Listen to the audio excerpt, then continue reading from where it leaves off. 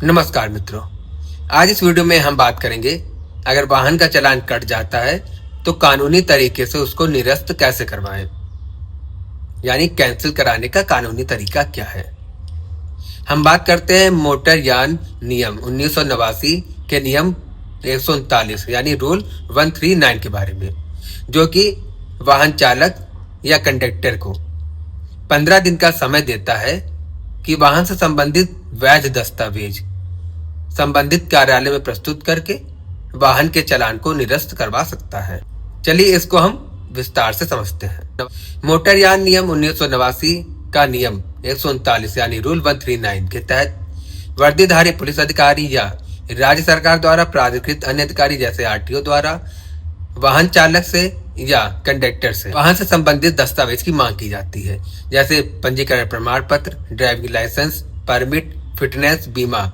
या pollution certificate या अन्य सुसंगत दस्तावेज। तो ऐसे में इन दस्तावेजों को भौतिक रूप से भी दिखाया जा सकता है और ऑनलाइन भी, यानी इलेक्ट्रॉनिक रूप से। इलेक्ट्रॉनिक रूप से दिखाए जाने के संदर्भ में बात यह है कि अगर आपने गवर्नमेंट की अधिकृत एप्लीकेशन एवं परिवहन या डिजी लॉकर में इन दस्तावेजों को अपलोड कर रखा है तो आप ऑनलाइन भी दिखा सकते हैं और चालान से बच सकते हैं। अगर आपके पास ना ही भौतिक रूप से है ना ही इलेक्ट्रॉनिक रूप से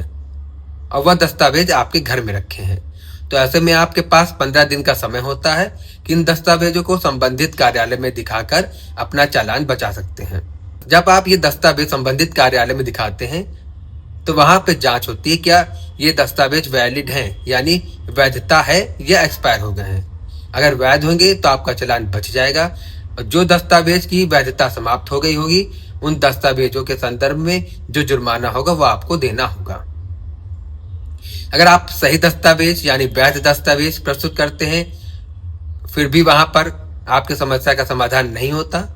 तो 15 दिन बीत जाने के बाद ये दस्तावेज संबंधित यानी उस क्षेत्र के क्षेत्राधिकार वाली न्यायालय में भेज दिए जाते हैं। जब न्यायालय में भेजा जाता है तो आपके पास सम्मन आता है कि आप वाहन चालान को, यानी जो वाहन चालान के संदर्भ में जुर्माना है उसको आप भरें। आप न्यायालय में प्रस्तुत होके सीजीएम की कोर्ट में इस वाहन चालान को चुनौती दे सकते हैं, यानी इसके संदर्भ में आप आपत्ति दाखिल कर सकते हैं। आपत्ति दाखिल करने के साथ में आपको सभी दस्तावेजों को भी लगाना होगा जो कि यह साबित करे कि आपके दस्तावेज वैध है, यानी जो दस्तावेज है उनकी वैधता के साथ में आपको एप्लीकेशन लिखनी होगी और सभी वैध दस्तावेज न्यायालय के समक्ष में हाजिर करने होंगे। न्यायालय सुनवाई के बाद जांच करने से संतुष्ट होने पर आपके चालान को निरस्त कर सकेगी।